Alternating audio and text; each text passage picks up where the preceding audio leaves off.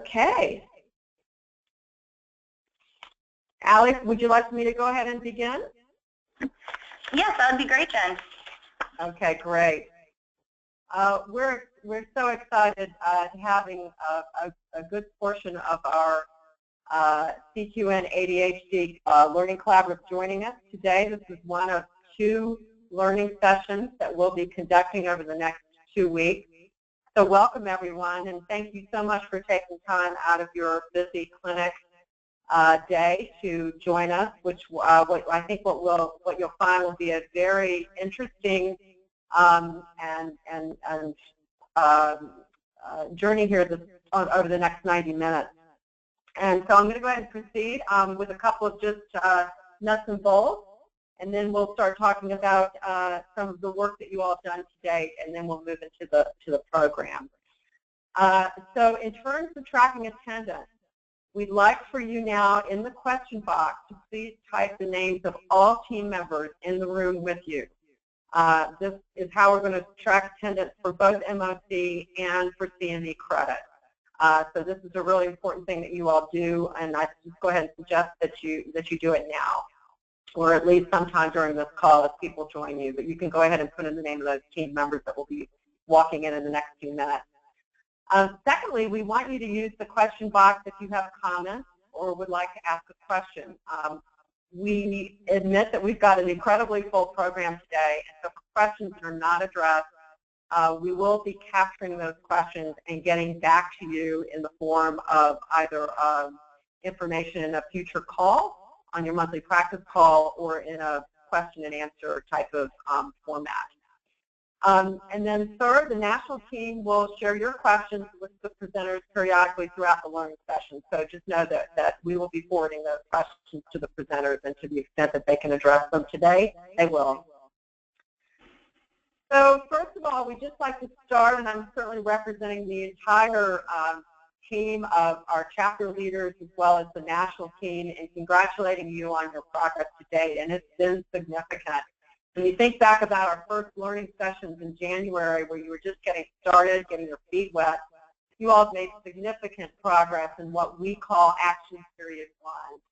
So here's just an outline of some of the things that you all have done. I mean, certainly you've formulated a team, what we're calling a QI team, or you all might be calling it different at your practice. You're holding regular QI team meetings. You're using data for improvement. So you're looking at your run charts, you're attending the monthly calls, you're really beginning to think about what kinds of ways you can improve care for children with ADHD. And we're hoping that you're beginning to think about overall systems in your practice, but we'll talk more about that in the latter portion of the webinar.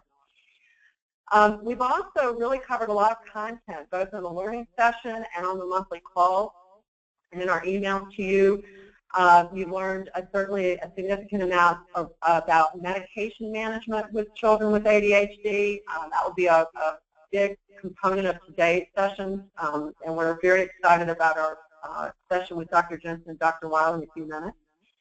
You've learned about using a population registry, and in this example, we've introduced you to Me Health, and you started using that to track the progress of all the various components and elements of children with ADHD.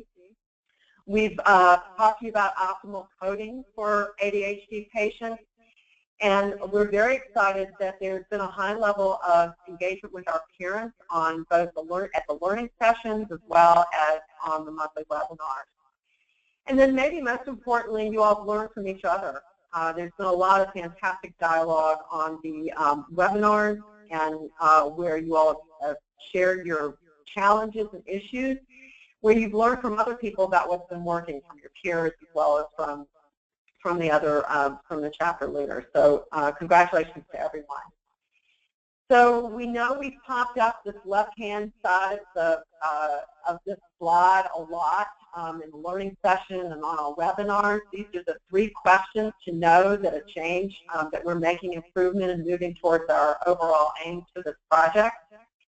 So in Action Period 1, the testing has been primarily around setting up these initial systems to manage the population, with a focus on using the workflow and the Me Health registry. In addition, we've asked you to really think about how you can integrate the Understanding the ADHD booklet and that parent conversation checklist that we introduced to you all, the learning session, into your workflow. And then we've begun to challenge you around how you can delegate the work across the team and having everyone working at the top, of their profession, and also sharing the work across the team, the care team. So what's next? So we know this is a relatively busy slide. We introduced this to you at the learning sessions, but really the primary point I want to make here is what's in the yellow. So in terms of where we've come, as you know, we had the learning session in January, and then in this Action Period 1, and today represents the end of Action Period 1, we've asked you to do a lot of Plan, Do, Study, Act cycles, your PDSA cycles, with focus on diagnosis and early follow-up. And so now we're moving into what we're calling Action Period 2, where the focus will be around standardizing the system, delegating, continuing to delegate the work across your care team, and building reliable systems through standardization. So again, we'll get more kind of a little bit of a teaser about where we'll be going in Action Period 2 towards the end of this webinar today. So again, where we're at now is in action, we're beginning Action Period 2. So let's talk about today's session. We've got several objectives we're going to be asking you to evaluate to these objectives. So what we'd like for you to be able to do by the end of this webinar is to describe our successes from the data that you're seeing. And we'll be, first of all, starting out with some overall data across all 6 chapters about how you're doing, what you've learned. Second, we'd like for you to develop a deeper understanding of medication management for children with ADHD. We're going to be using case study methods. We'd really love to hear from you to the extent that you think this case study methodology has been effective in developing a deeper understanding. And then towards the latter portion of the webinar, we're going to outline for you, based on the People's Clinic and People's Community Clinic in Texas, some practical strategies that they've implemented that we would like to share with you and make it easy as possible for you to possibly adopt some of those strategies for really activating the schools, supporting parents and getting support from the schools. And then we'll quickly move into just a little bit of a preview of area of focus for Action Period 2. Here's today's presenters.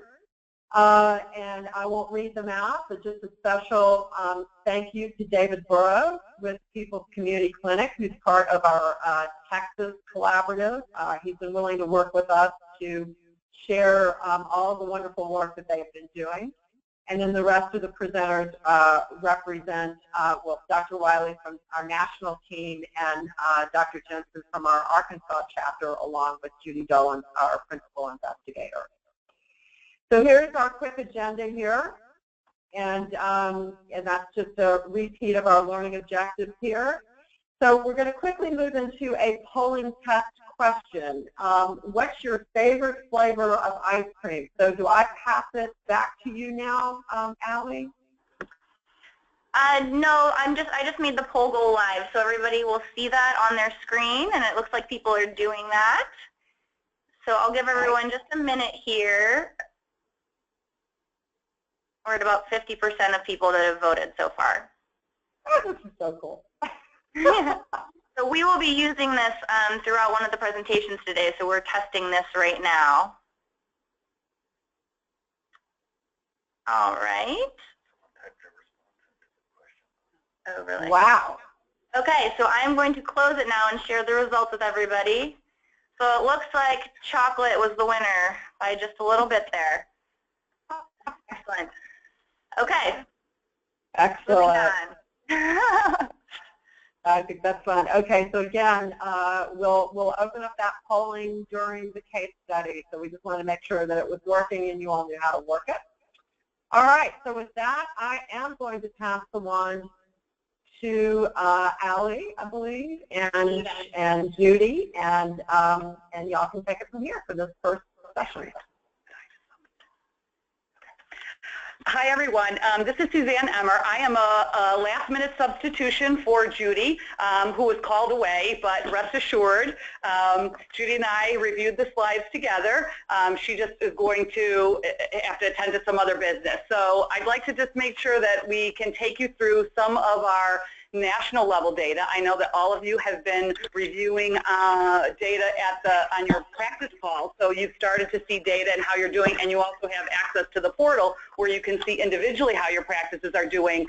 But I think it's always really good to touch base to kind of see where we are across all of the 6 chapters in terms of our goals. Where we are so far, as well as we're also going to share some information. You all filled out a site narrative survey, one for each practice, so we wanted to share some of the feedback so that you all know what each other is working on and kind of the information that we glean from those as well.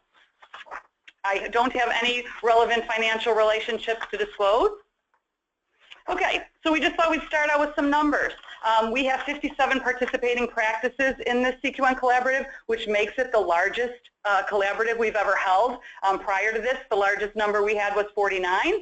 So that's kind of exciting for us that we have 57 very diverse practices participating. There are 177 participating providers, which includes MDs, DOs, and NPs. We also have 123 office managers or support staff that are also participating and attending sessions and putting data into the portal. So that's exciting for us as well. This is a really exciting number. I know I've said exciting a few times, but these are exciting numbers for us. 91% of the providers have already entered data into the MeHealth portal.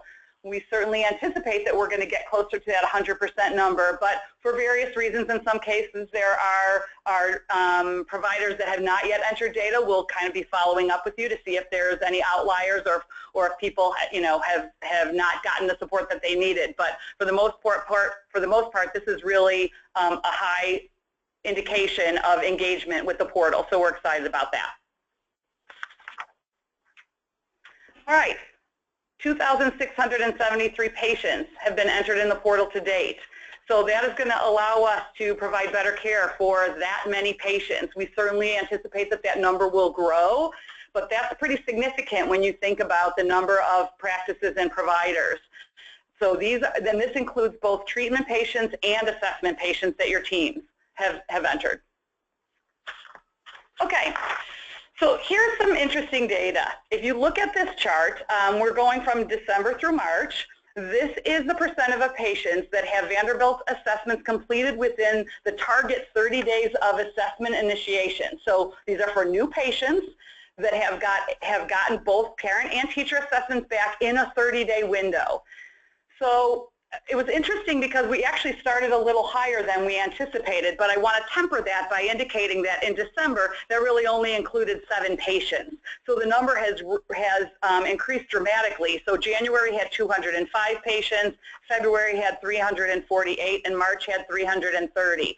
So while that denominator is affecting us a little bit, we are looking to shrink that or grow the number towards 90% by shrinking the amount of days it's taking to get those assessments back. So again, it's interesting to look at if somebody got their assessments back in 31 or 32 days, they don't make this metric.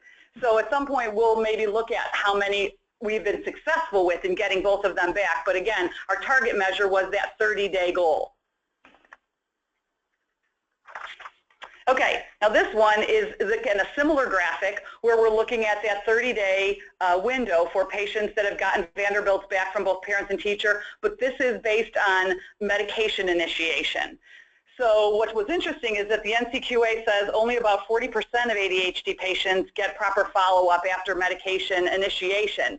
So you guys have already, so we set the goal at 60%, thinking this is a harder one to get to. What's nice, exciting for us is that we're kind of already there. I mean, we dropped off a little bit in March to 57%, but again, our denominator significantly grew from 28 patients in December to 308 patients in March.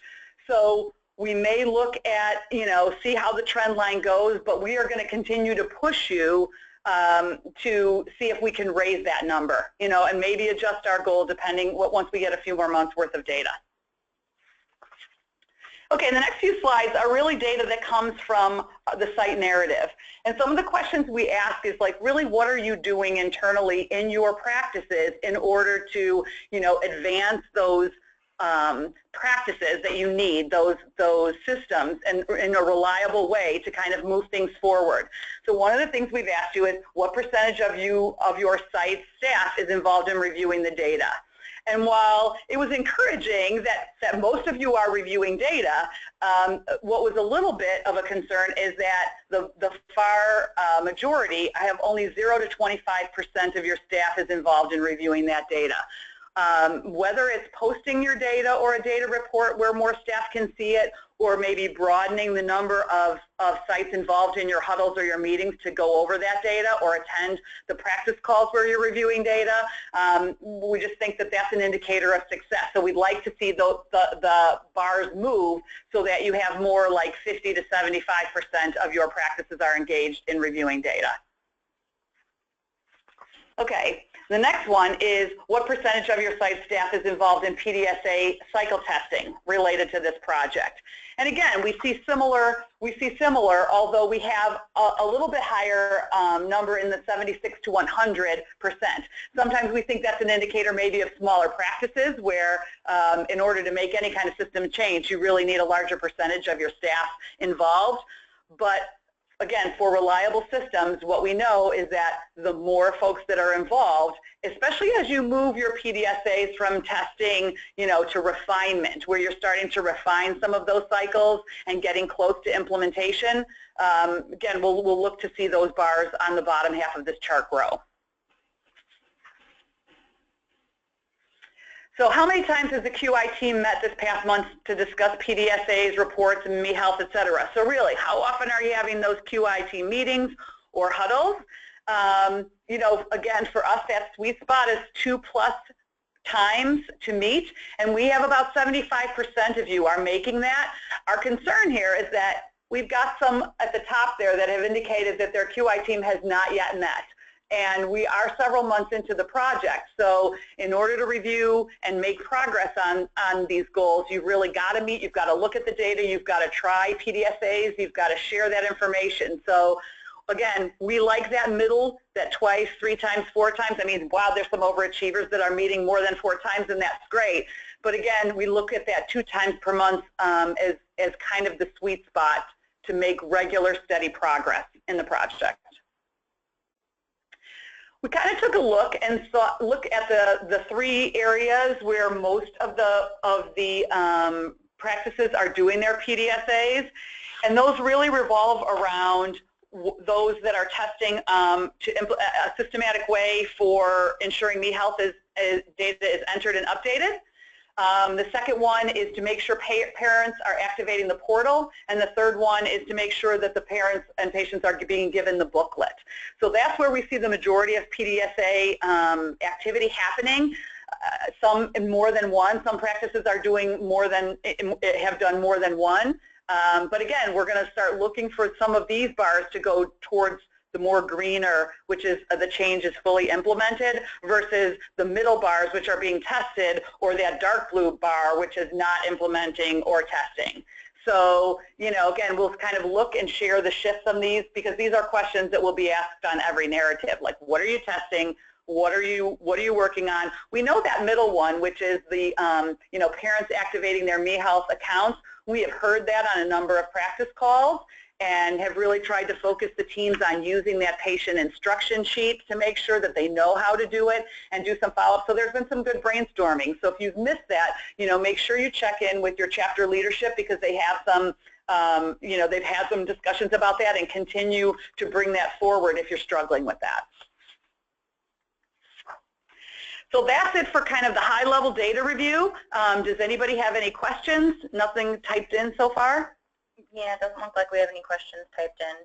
That's great. So we're just going to encourage you, again, making sure that your practices are meeting at least twice a month, even if those are 5-minute, before the day starts stand-up huddles. They don't have to be formal sit-down meetings. They can be really informal, but just make sure and try to share that data amongst more than maybe the 1 or 2 people or 3 people on your core team. The more that you share it with, the more success you're going to have when you actually look to implement those systems in a reliable way. All right, I'll hand it back. Thank you, Suzanne. All right, so we are going to move on to our medication management presentation now. So Dr. Wiley, I am going to pass you the screen now so that you can begin presenting. Are you ready for me?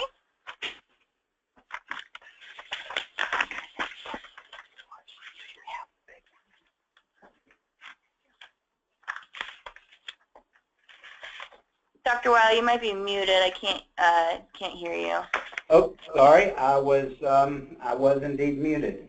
And so great to join you. And Dr. Jensen and I look forward to presenting cases to really get at medication management from a standpoint of the guidelines. And I'll move right along. So again, we've already covered our learning objective for this. And Dr. Jensen and I do not have significant financial relationships that we would like to disclose, and we will not be discussing any unapproved or investigative use of any medication or device. And we encourage you to type questions into the question box, because even though we're probably going to be too tight on time to address them on the call, your feedback on what we're leaving unsaid is critically important to us in this process. And as you know, this isn't the last time we'll be meeting together and we can address this topic later. And so there will be follow-up. Today we're going to be using the DSM-5 criteria for diagnosis and doing a little review of that and the guidelines for ADHD treatment. And those will be woven into the case studies, as I think you'll see. We'd like to help you develop further skills for medication management. I know this is a question for folks all the time. How do I do a better job of managing medication in ADHD? And then we really want to look at using the chronic care model to look at ADHD the way the guidelines say that it should be viewed, and that is as a chronic illness of childhood. And then reinforce the MeHealth portal and patient assessment and follow-up. As you know, this is our data collection tool and a powerful ally in our ability to get data that we will use to help our decision making. So just a quick review, if you look at the FDA-approved molecules themselves, there are stimulants and then there are non-stimulants. So those are the two big groups. And the reason that you see stimulants highlighted in blue there is because the AAP guidelines clearly state that those are the medications of choice for the treatment of ADHD. For so long, I think we feared stimulants and their potential side effects in children, that when the word non-stimulant came out, it had a certain ring to it. I think it certainly still resonates with parents. You'll hear parents say, well, what about one of those non-stimulants? Because I think the stigma of stimulant medication continues despite their long years of documented safety and efficacy in the treatment of ADHD. And the guidelines do support their use in as first-line agents. Within the stimulant group, we have two subgroups. So methylphenidate, the molecules and delivery systems that are built around Ritalin, dextromethylphenidate, Focalin, which is the D-isomer of methylphenidate, and then the D-isomer of amphetamine, which is Vyvanse, and then amphetamine salts. 75%, 25% D versus L-amphetamine. That would include that would be the Adderall, the trade name Adderall, and its generics, and then the 50/50 amphetamine molecule that a pharmaceutical company very cleverly marketed it as a brand name medication, even though it's an old medication that had just fallen out of manufacture. So that would be the brand name Evykio.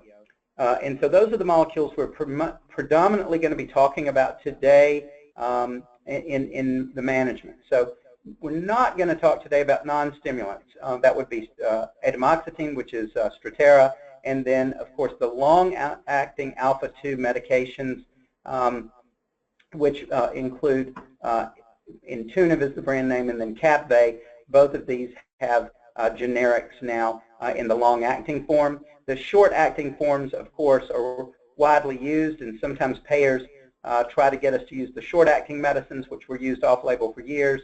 However, it's the long-acting molecules, or the time-release molecules, that are FDA approved for use in ADHD. So we'd like to talk about some keys to the stimulant medication management. And to do that, we reviewed the molecules, and then we're going to recommend initial medication titration, that is, starting a medicine and then titrating upward to the best dose for the patient, the dose with the best trade-off with regard to efficacy and side effects. And then try to reinforce this idea that we have to reassess and readjust medicine and then reassess again how the patient is doing. Because even after initial titration, Peter will share some data with you on how often or how many patients need to be readjusted even after that initial titration. And then we, of course, want to respond to the data. And that's the data that are driven through follow-up assessments with the Vanderbilt through the MeHealth Pro platform. So one of the things that we want to remember, too, is that the delivery system is critically important.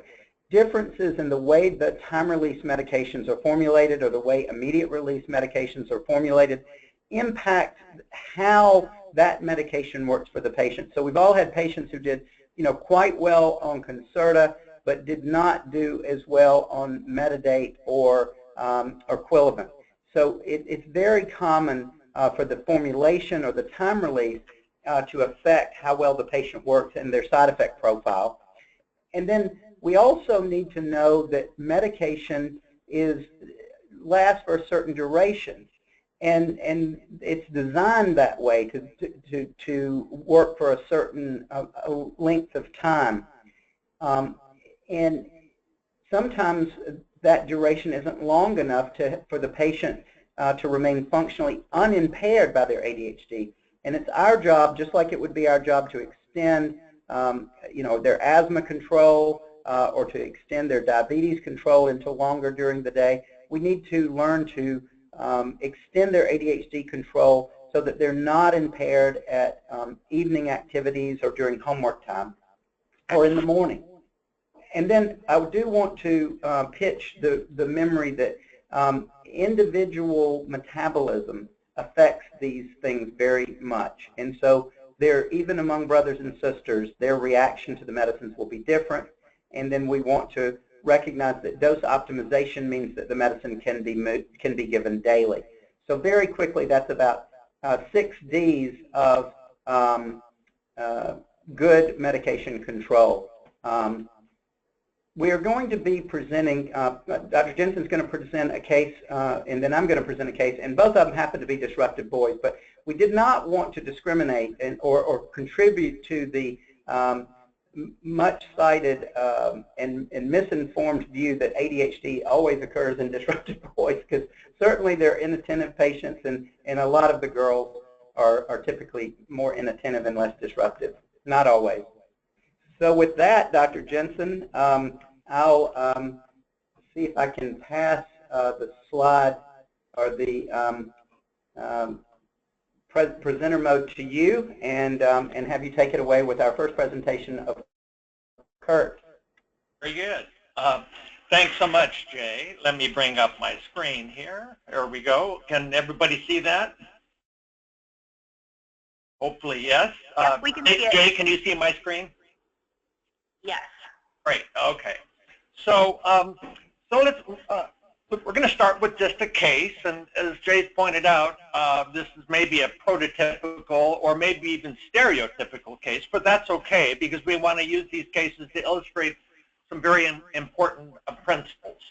And so let's assume this is the child that comes to you, where children often present in first or second grade, and he has symptoms reported by the mother, as well as hearing from the teacher, and you decide you're going to use MeHealth to evaluate this child, to begin to really figure out where are his symptoms, and we're going to assume that this has been done both for home and school.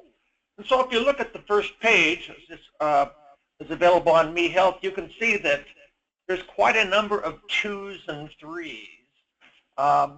And of course, that's the actual criteria for a symptom. It has to occur either very often or often. And so if you look down here across the attention category, we see, in fact, there's 6 symptoms. And again, across the hyperactive impulsive area, another 6 symptoms. And really, other problems tend to be, if you will, never or just slightly. He does annoy people a bit, but we don't see a lot going on in the ODD area. Now, on the rest of the Vanderbilt, as it pulls up in MeHealth, you can see that he's got not too many other symptoms. Sometimes he's cruel to his a sibling. Every now and then he took money out of his mother's purse. There's a few other things, but not terribly symptomatic. But most important, we can see that he is having impairment in school overall performance, in several subject areas, and relationships with siblings, and participation in group activities. Now, the MeHealth report pulls up also not just the total number of formal symptoms, but it also adds up all of the symptoms. And you can see in this case, from the parent report, he has a total score of 36, 18 inattention, score of 18 on the inattention symptoms, 18 on the hyperactive impulsive symptoms. And we know that he's meeting criteria for ADHD, but not any of the other conditions, or for ODD, conduct, or anxiety. So a few other things about Kurt. So we've got both a parent and a teacher Vanderbilt. Again, symptoms must be often or very often. They have to be present greater than 6 months, and they have to be developmentally inappropriate. So a few other things, when we make the diagnosis, the symptoms have to be present in more than just one setting. So if this were only an issue with home, or only an issue with school, or only an issue, say, on the playground, we wouldn't be able to diagnose ADHD. And of course, so multiple settings, and they have to be linked to impairment. And of course, we want to make sure that there's nothing else going on. He doesn't have any other medical issues, problems with vision or hearing, side effects to a medication, say for treating his asthma. So those are part of our criteria. So question I have for you now, so again, this is a prototypical case.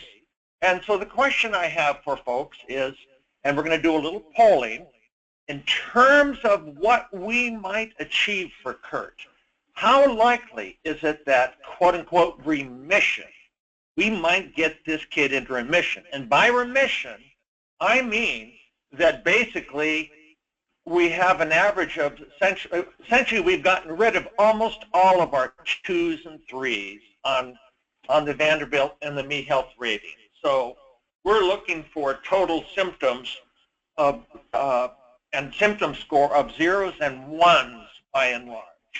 So go ahead, select one of the following. How likely can we get this kid into pretty much the normal range? We are at about 50% of people who have responded, so I'll give everyone just a couple more seconds here.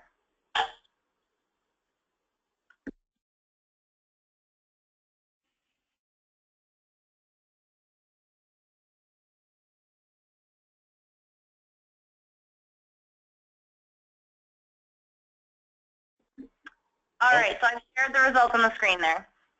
Very good. Looks like most of you felt either moderately likely or highly likely.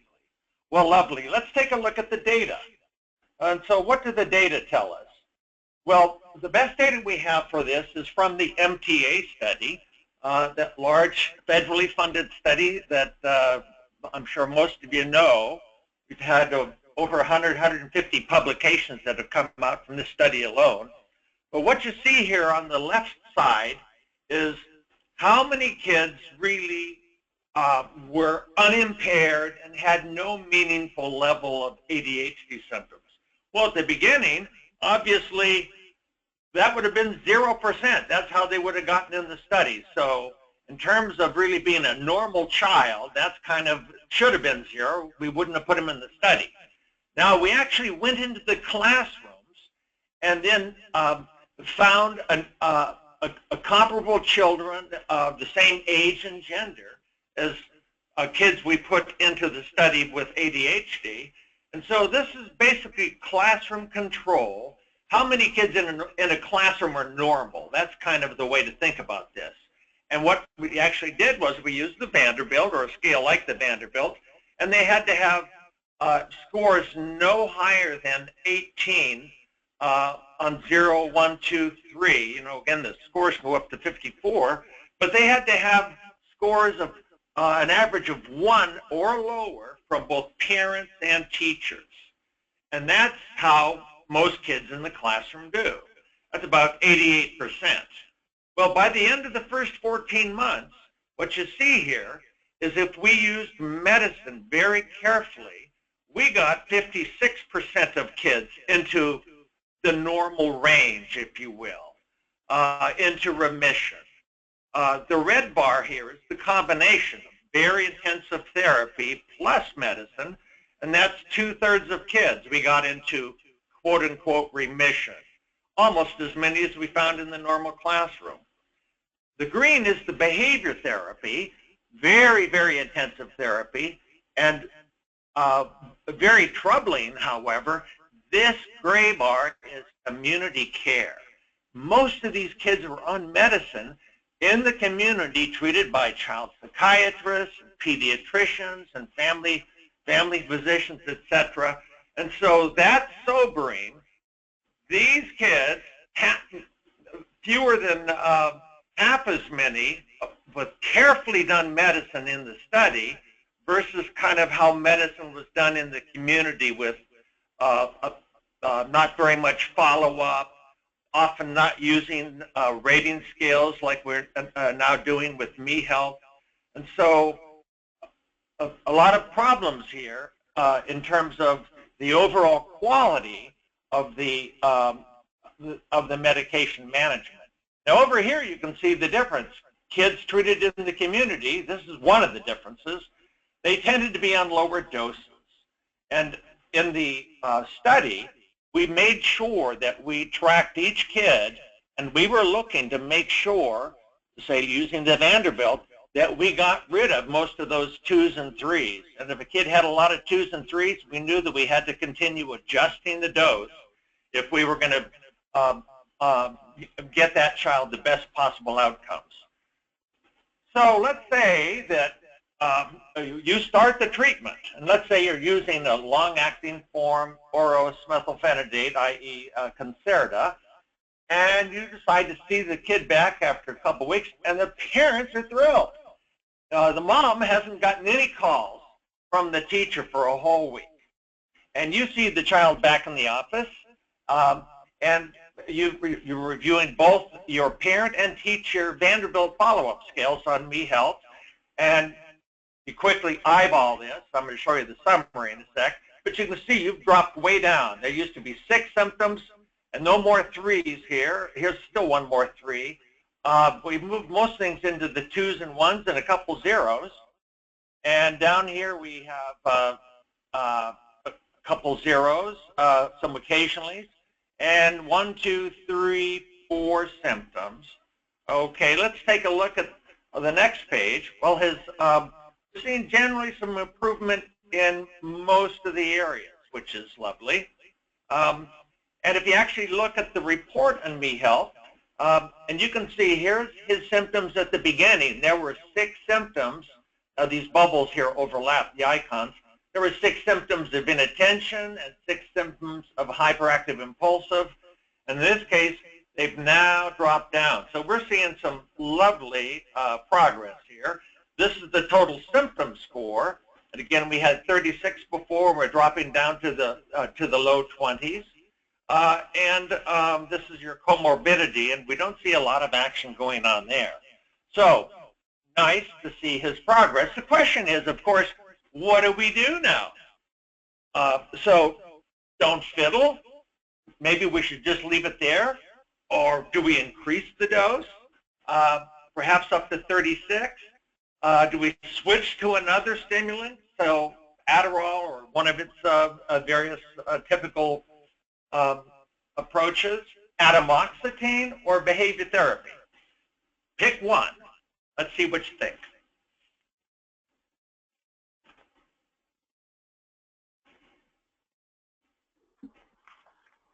We're at about 50% now, so I'll give you guys a few more seconds to respond.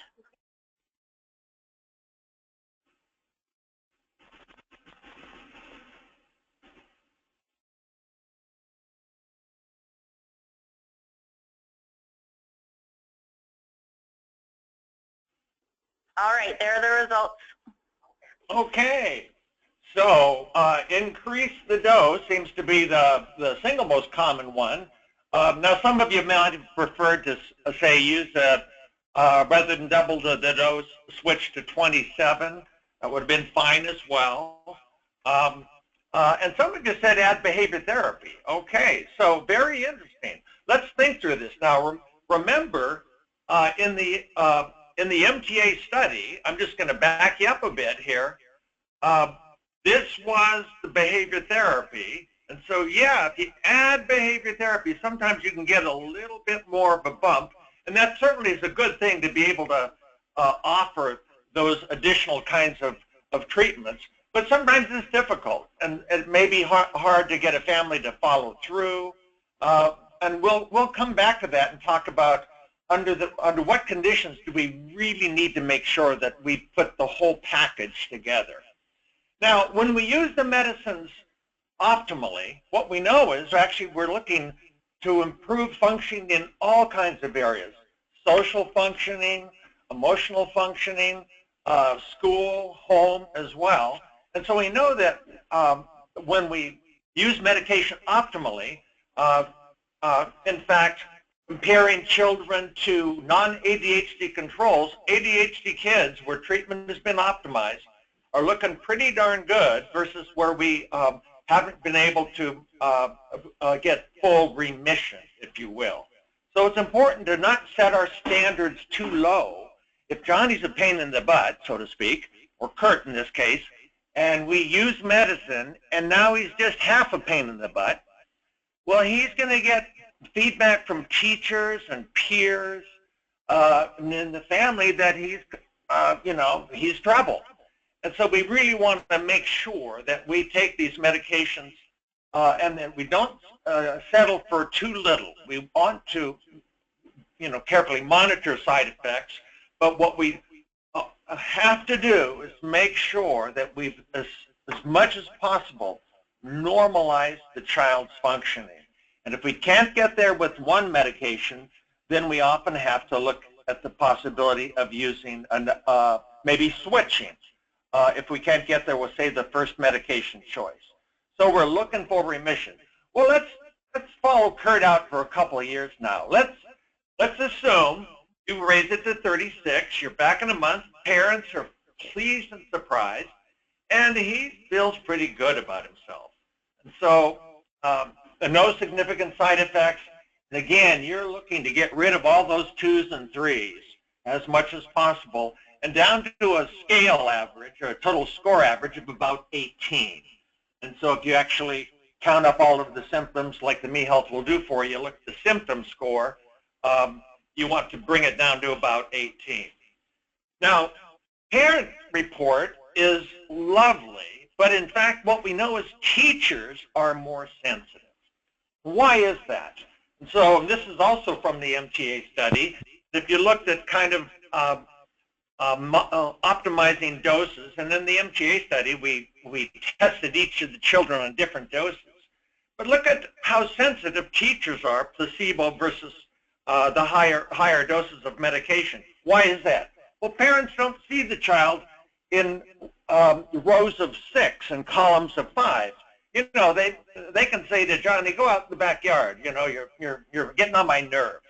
And so they don't have the same kinds of task demands that we'll often see in the school setting. So while parents and teachers do vary in what they'll observe, parents, for example, are going to be much more likely to notice anxiety or depression or other things.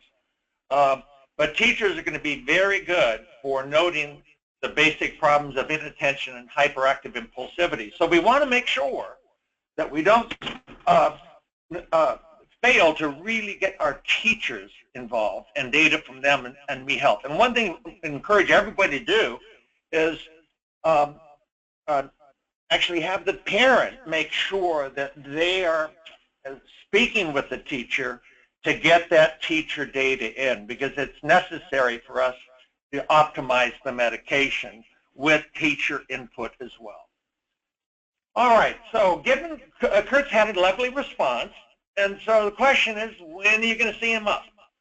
1 month, 3 months, 6 months, when the family feels there's problems? Pick one.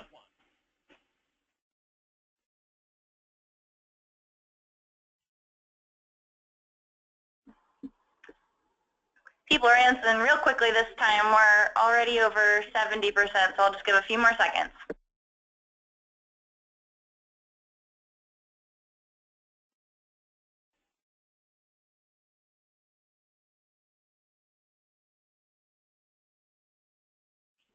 All right, there are the results. Okay, 1 month, 3 months. Okay, so now what's interesting about your response is what we know, actually when we look at national data sets, is most kids only get seen about twice a year when they have the refills, once or twice a year. So that should be a big concern to all of us. Now what we know is when you follow these kids very carefully, even though you might have maximized the medication dose at the beginning, half are going to need adjusting. And so what often happens if the parents are on, if you will, too long a leash, or you know, just kind of whenever they come back, symptoms seem to increase. The parents get frustrated. Johnny has more problems. And you see him after 2 or 3 months of having more problems. And all of that's kind of working on the child's self-esteem and his self-image. And so I certainly would recommend at least every 3 months. If you've gotten, once you've gotten a great response, don't let him go too far, but every 3 months. And so what I generally say to families is, they may say, I don't want to come in every 3 months. And I will say, I've got to see you every 3 months. If you don't want to see me every 3 months, then maybe you'll have to find another doctor who would be willing to do that. I need to see it because that's what I believe is quality. So that's part of what I do for all of my visits, all of my ADHD cases. I may see them monthly until I've really got everything under good control. If things are not under good control, then I'm going to have to see them more frequently. And once I get there, then every 3 months, in my experience, will work. Sometimes you can't get there without the behavior therapy as well. So let's think about Kurt over time, and let's assume now you've had good adherence, and he's on 36 milligrams, but the parents have been worried about increased oppositionality and aggression. Now, you've made a referral, and they're participating in family and behavior therapy. You see Kurt back, and you know, you're not aware of any side effects per se, perhaps mild, but he's now kind of cranky and irritable. And take a look, eyeball this, and notice we're getting more action down here, okay? So arguing, losing temper, defiance, annoying others, etc., blaming others. We're seeing problems again with impairment in overall school settings, relationships with parents, siblings, and peers. And if you actually look at the tracking chart, as you are able to see in Me Health, you'll see basically kind of where he began, and now 2 years later. So this might have many data points in here if you're using this. So you can see that when you got him on that stable dose, but where is he now? Well, he actually has more inattention symptoms, and the total symptom score has risen a bit. But look down here. Look at the action here in the ODD area, a little bit in the conduct area as well. And he's also got some anxiety symptoms that are rising. He's not happy. He's getting in trouble, and his life isn't going very well. So not an uncommon thing. So the question is, what are you going to do? Think maybe he's having side effects, and that's irritability, so you should probably reduce the dose, or do you want to take the dose higher to one of two levels? Or do you want to add clonidine, guanfacine, or is this maybe a good time to switch?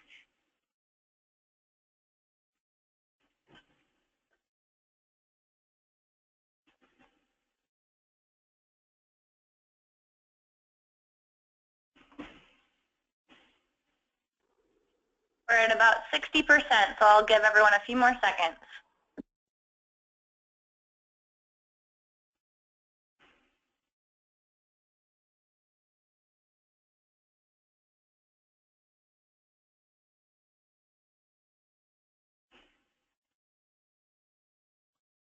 All right, here are the results. Okay, so a chunk of you said decrease the dose. Maybe he's having irritability side effects. The largest single group said let's increase the dose. But then we also had a couple say let's add clonidine, guanfacine, or let's switch. Well, so here's what we know about that. ODD travels with ADHD. And so ODD will often emerge over time. And so what we have to do is, again, but rather than simply add another medication, if you see the ODD emerging, then you probably need to retitrate and adjust the medicine based on titrating to the ODD symptoms. Here's an example. This is, again, the MTA study. Approximately 40% of all kids had ODD at the beginning. Now, you see two different colors here. There's red and there's yellow. So let's look at the community care group here. These are kids treated by us in the community, so to speak. 40%, 42% had ODD at the beginning. By the end of 14 months, it was still about 32%. So it had dropped a little bit with some treatment. But what's the difference between the red and the yellow? The red is residual ODD. In other words, they had it here, and they still have it here, so it got cut in half. This is new onset ODD, emergent over time. Now look over here, for example, to the combined treatment or the medication management. Much less new ODD, and much lower rates of residual ODD. So again, they had ODD at the beginning, and then 8 or so percent, or 8 to 7% still had ODD. And that was a function of using the medicine and continuing to adjust the medicine. Now, here in the community, what we found was people used a lot of clonidine and guanfacine. Sometimes they threw in SSRIs, and they didn't get nearly as good a results as we got by sticking with one stimulant and taking it, continuing to adjust it. So I would applaud you if you would rather fight than switch. Don't switch stimulants until you've maxed out. Don't add another medication until you know that you've used this first medicine ideally. Now, clonidine and guanfacine are appropriate treatments for ADHD, but they're second-line treatments, and in fact, they help a bit with aggression, but not as much as the stimulant when you use the stimulant fully adequately and you take it higher when needed. So, just to summarize, we want to use MeHealth and our Vanderbilt assessments for assessing the ADHD and continue to track treatment response. And those rating forms are useful ways to fully educate and engage the teachers and parents about the ADHD. If we use those scales just like we, say track hemoglobin A1C and adjust the medicine when our symptoms get into those 2s and 3s and continue adjusting the medicine, we're more likely to get better outcomes. We only switch medicine when the first one clearly has failed and we can't go any higher because of side effects. Okay, so I think I need to switch back to Jay. Let's see, how do I change presenter? Yeah. Jay, back to you.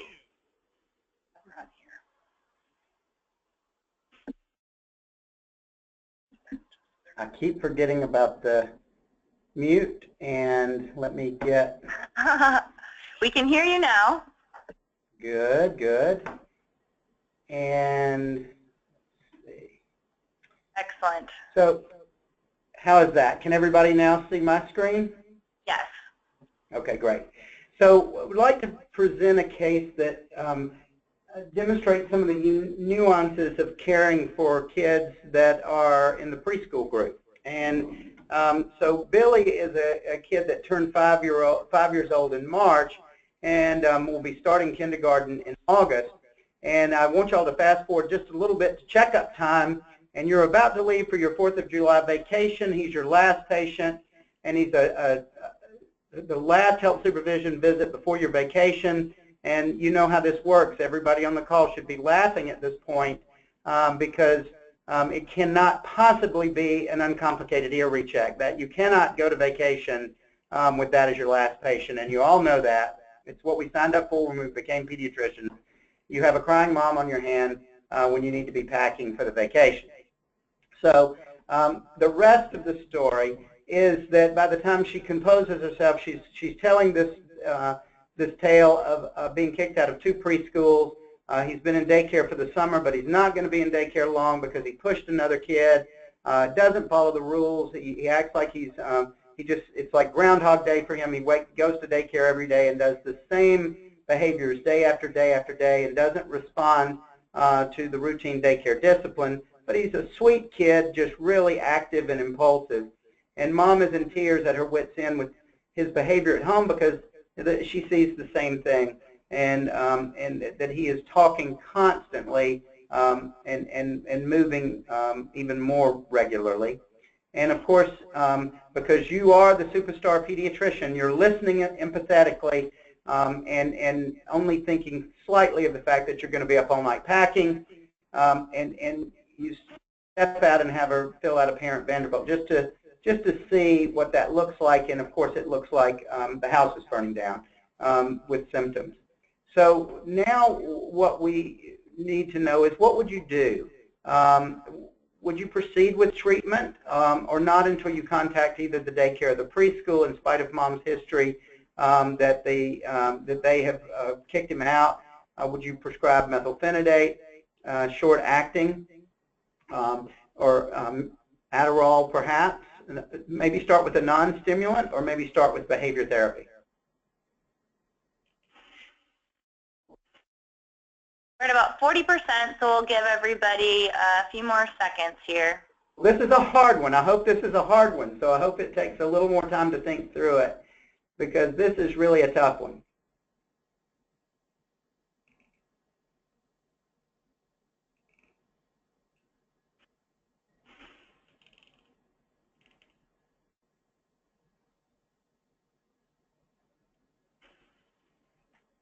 All right, there are the results.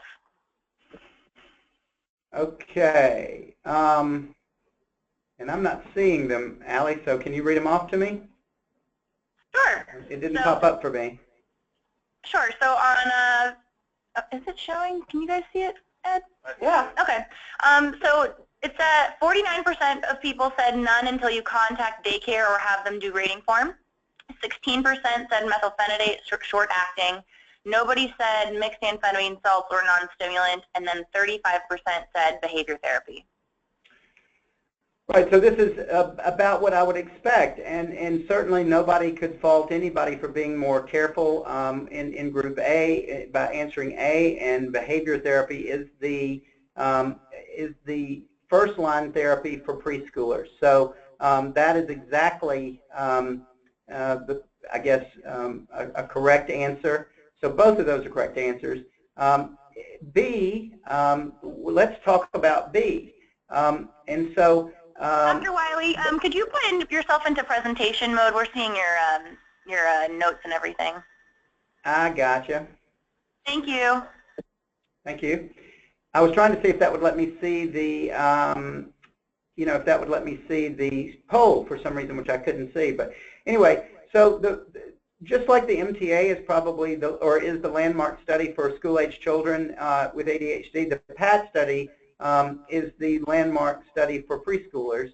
And we know from that study that parent training behavioral therapy was more effective in preschoolers than in school-age children. That's why and it doesn't have side effects. So that's why the Academy recommends it first. And we learned from that study that methylphenidate was both safe and effective, but that we had more side effects, particularly mood-related side effects, and that the improvement was slightly less in preschoolers than in school-age children with methylphenidate. And so this is the basis for the guidelines that suggest that behavioral therapy should use first, and then methylphenidate if behavioral therapy is either not available or is not successful in helping enough with symptom improvement. So there's our first line treatment, and it's very important that we always remember that the behavior therapy means parent training. So often I find, or we all find, that it's the child going back with the therapist to address the ADHD behaviors, and there's no evidence that this does much of anything. And so we want the therapist talking to the parents, which of course comes as a surprise to the parents very often. So you have to kind of reinforce that. It's important to realize that methylphenidate is the only medication recommended for preschoolers in the AAP guidelines, and that sometimes a shorter duration of action medication may be indicated. This age group tends to metabolize the molecules a little bit more slowly than older children. So it's important to note that the AAP guidelines don't address the use of medicine based on severity of symptoms. In other words, behavior modification is always, or behavioral therapy rather, is always recommended as the first line treatment, but unless it's not available. But what we wanted to ask and just have everybody wonder about, is this likely to benefit Billy? Now, for those of you who said what I believe to be a correct answer, there's nothing wrong with answer A, which was, I want some more data before I make this decision. Let's play along now and say that this is a kid that you have suspected of having ADHD forever. You're probably asking for those rating forms, but you're not going to wait and see about that. You're not going to wait and see before you prescribe some course of action, especially with the time constraint in kindergarten looming. So what would you do in terms of recommending treatment, assuming you made a diagnosis? What do you do in midsummer or early, midsummer basically, with school looming, with the history that the child has been kicked out of 2 preschool environments, has daycare looming to kick him out, and mom in tears?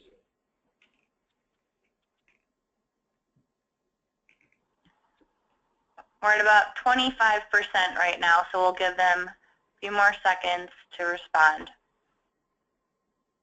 Well, I hope that's indicative of the fact that a lot of thinking and wondering is going on with this question. I think people have been slower to respond because the answers are perhaps not as clear, it perhaps really requiring us to think through and use.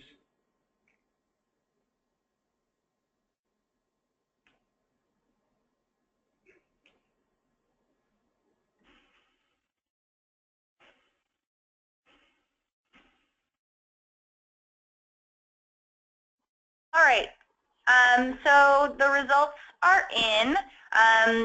16% of people said stick to the guidelines and recommend starting with only behavior therapy. 10% said start methylphenidate and titrate. 57% said start methylphenidate and behavior therapy. And then 18% said refer out to a psychiatrist or specialist due to the young age.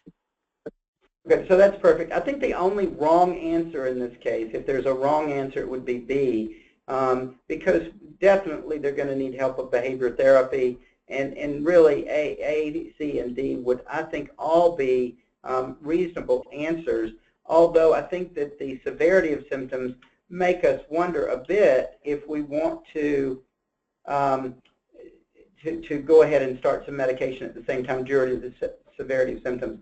And this is just a point to realize these are guidelines, and the guidelines say this is not a rule. This is not an attempt to say this is how you have to do, and we need to take these factors into consideration.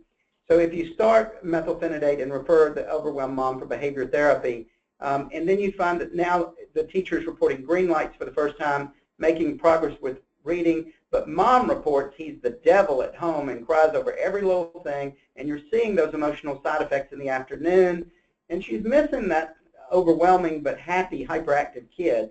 So the behavior therapy made her feel a little better, but she didn't see a change in his behavior, so now what do you recommend on the recheck? So we could stop the medication and go back to behavior therapy, rearrange the medicine to a little bit longer, and maybe perhaps smoother medicine to extend in the afternoon a bit, and then punt the behavior therapy. It didn't help anyway, or maybe go back to behavior therapy with the methylphenidate, a trial of amphetamines, and then add some immediate release methylphenidate. And we're up against a time curtain here, so vote quickly.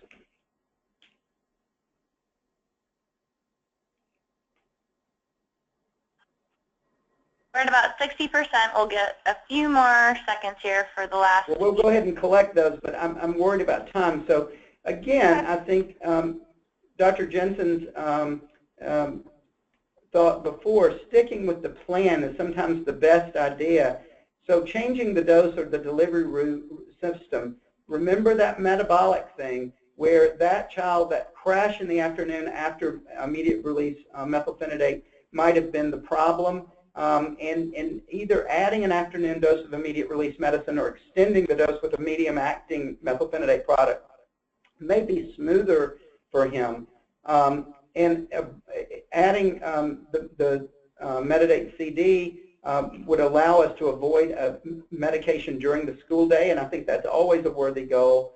And reminding mom to go back to behavior therapy to reinforce, letting her know that Rome was not built in a day, and she needs to keep with the help. So, and then basically we just got things much better with that plan. Even though he's briefly irritable, he's much better, and for the first time she feels comfortable taking him out in public on the weekend. So just to quickly summarize, as I think Nicole is letting me know we're winding down, it's important to meet the DSM-5 criteria, including criterion E, not better explained by other things. Stimulant treatment is recommended first line over other medications, and after behavior therapy, which means parent training in preschoolers. Remember the initial titration. The biggest problem in the MTA study with community care was that the dose was never optimized in the first place. And then that reassess, readjust, and reassess using good data or the best data we can get to optimize and keep things optimum over the chronic care model over the months and years. And then the quarterly follow-up. The guidelines actually say several times a year, so my feeling is always if you aim for 4 quarterly visits, hopefully you'll get 3 and you'll be right where the guidelines say, even when the patient is stable, because so much comes up, as we all know, in kids' lives in terms of their home life, their school life, their social life. And so following up quarterly tends to really help. Look out for those things. And remember that all of the comorbidities will not be there on day one. As Dr. Jensen's talk pointed out, ODD, anxiety, depression, and all of those things will likely creep into our management as we get better at doing it. And we want you to know that though we didn't have time on this call, we are looking forward to addressing ADHD and comorbidities on future practice calls. And so we have a case already in the hopper that does that, and we're looking forward to talking further about this topic in the future.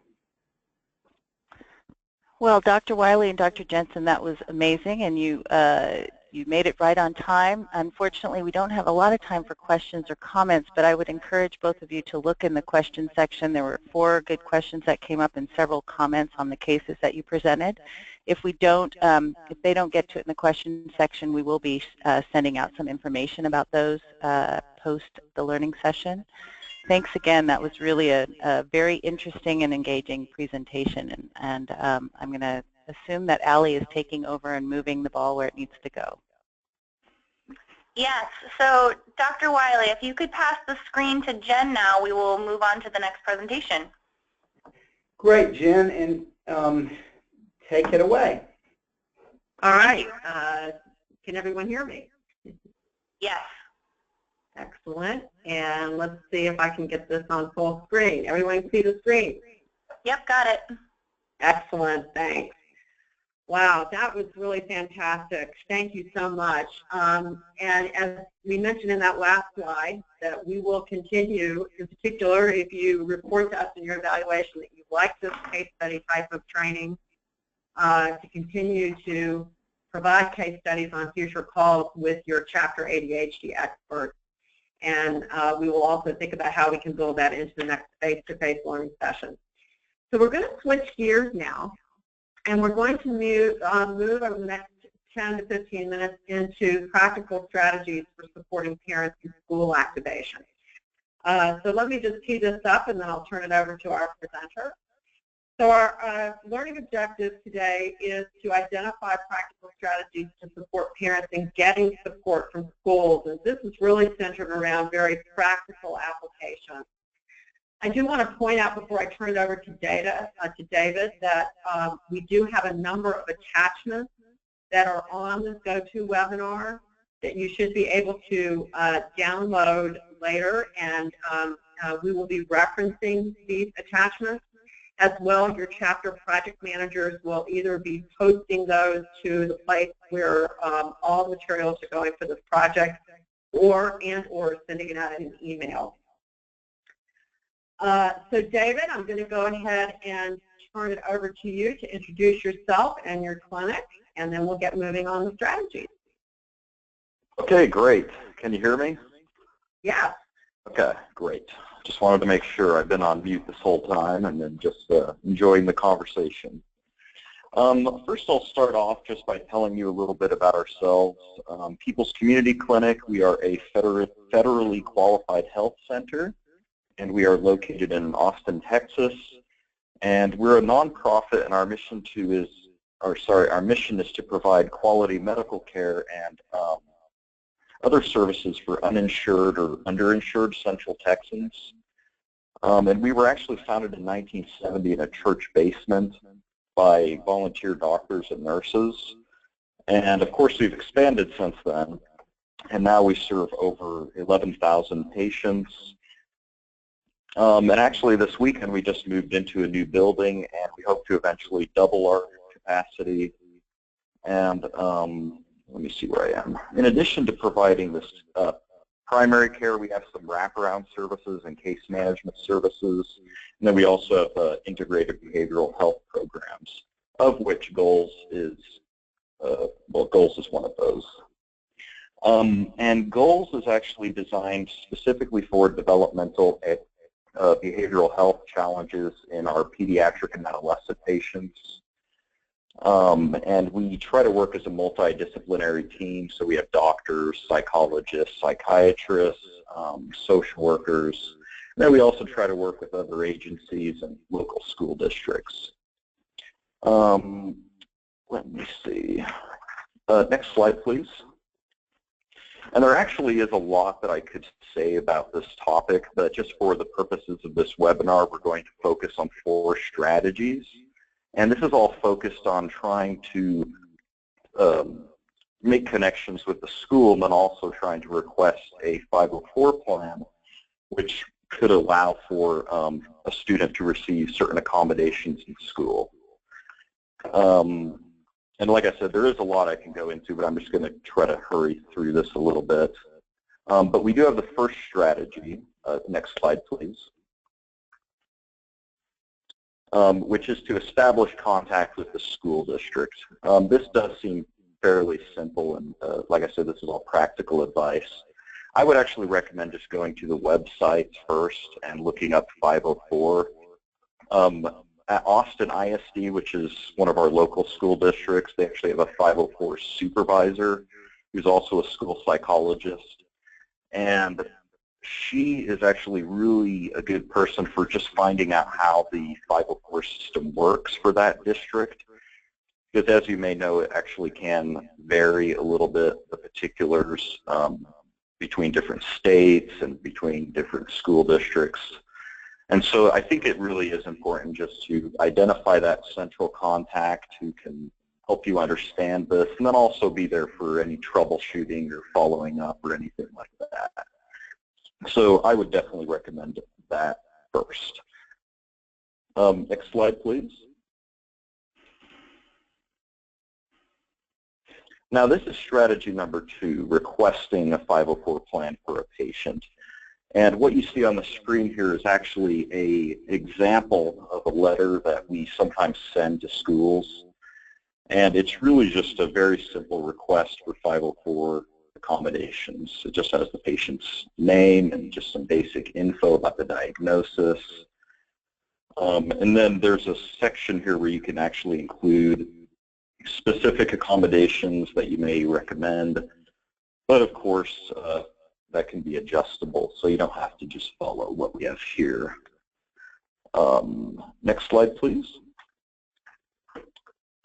All right, so this is strategy number 3, which is just a follow-up.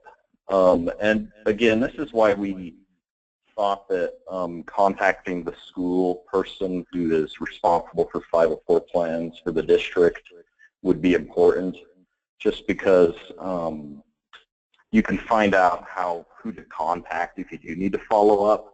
It may actually be with that supervisor, but it could also be like an individual school. And actually in the local school district here, we were told just to call the school and ask for a 504 coordinator or 504 counselor.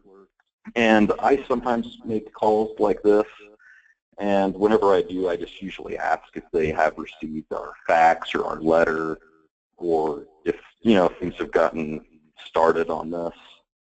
And then of course, if we do have any problems or whatever, we can also contact that central person, that supervisor, or whoever's in charge of 504 for the district. Next slide, please. Okay, so this is strategy number 4, and actually Jen is going to take over here a little bit, in a little bit. But I thought that this was important to help parents understand and advocate for the services, because first of all, the parent actually knows the patient hopefully really well. And so the accommodations can be more individualized if they're involved in this process. And then also the parents are going to definitely be with the patients as they go through different schools or move or go to different districts. And so I think that just providing some basic info, I don't know if it's handouts or we have some charts here that we're going to be letting you download, but this kind of thing could help the parent kind of understand what's available, because it can be pretty tricky. And our intervention in sending this letter and following up, it's very simple, very practical. And it's just kind of a simple way of just letting them know that we would like to get that in motion, that we're aware of the issues, and we can, hopefully at least get the process started at that point. I think that is everything. If Jen, you want to take over. Excellent. And so just to reinforce one point that you made on strategy 3, and that is it sounds like actually stating the importance of the 504 plan for the medical care plan might be an important way to activate the school to get moving.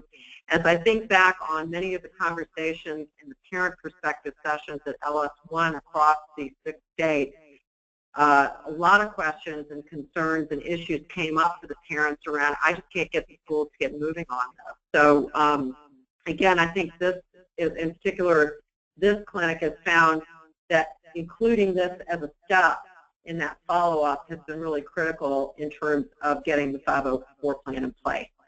So one of the other things that we heard from you all during the learning sessions and in conversation with our parent advisors, and you might recall from our webinars, we've mentioned that these parent advisors have started working together to develop materials that we've shared with you on these past couple of months. And in particular, I'd really like to thank Christine Bubal, who is part of the parent advisor for the Texas chapter, in leading this work around the 504 IEP comparison chart. So how can we share with the parents something that gives them an idea of what 504 even means, what's the difference between that and the IEP. So thank you to Christine, and then with review from our chapter leaders and the other parent advisors, we have come up with a very simple chart that I believe is 6th grade level. So for any parent, it would be a kind of an easy to understand and shows the acronyms, including the Individuals with Disabilities Education Act, which is IDEA, and the Section 504, who is eligible, and who creates the program plan, and that's the information around the district and the school level and the parent and how each of them are involved in this. Now, we also acknowledge that some people, some parents might understand or incorporate information more easily through a visual. So we took the same information and put it into a workflow. Again, you have both those attachments as part of this webinar. And so again, these are tools that we encourage you to think about putting into each exam room so that as they're coming in for their follow-up and you're doing the medication titration, you're asking about the 504, or you're, in particular with this one, this is helpful for maybe the first follow-up visit where you really want to start giving them a bit more information around activating the school. Our hope, we'd love to get feedback from you, is that these handouts will be useful. David has been willing to give you all his phone and email address so that if you're interested in doing some specific follow-up around some of the things that you kind of got a teaser on today in terms of the incredible work they're doing around behavioral health integration and specifically around ADHD patients, that he's been willing to make himself available. And David, thank you again so much for your really a lot of work behind the scenes to put together this presentation today.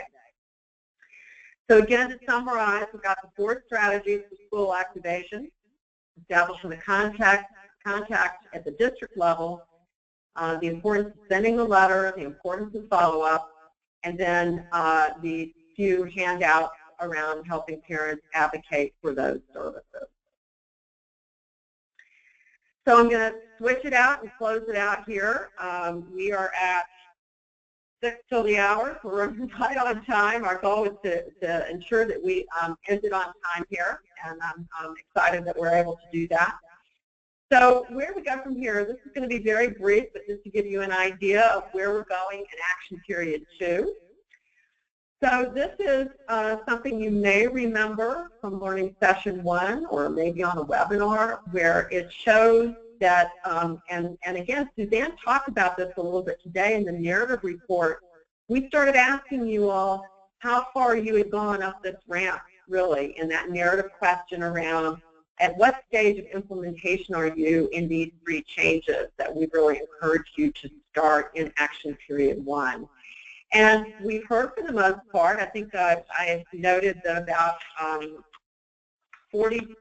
half of you all were working on beginning implementation of PDFA changes. And so, you know, that puts you about midstream up that ramp where you're moving towards wide-scale tests of change. So your hunches, your theories, your ideas, you're testing them, and as you have more confidence that you're going to be able to apply this practically in your practice tailored to your setting, that you're going to begin thinking about implementing fully. And that's when we start moving towards reliable systems. So over action period 2, again, that's the period of May, June, into July, probably through Learning Session 3. We're going to continue to ask you, of course, to begin, continue to populate the registry. You're identifying roles and people who are doing the follow-up. We're going to encourage you to do a bit more around the school activation and gave you some ideas about that today. And of course, your team will continue to meet. As Suzanne mentioned earlier, we really would like to encourage you all to be meeting frequently, even very short but frequent, to discuss your tests, discuss how things are going, what you're going to be doing that week to incorporate and what we call move the dot, improve the outcome.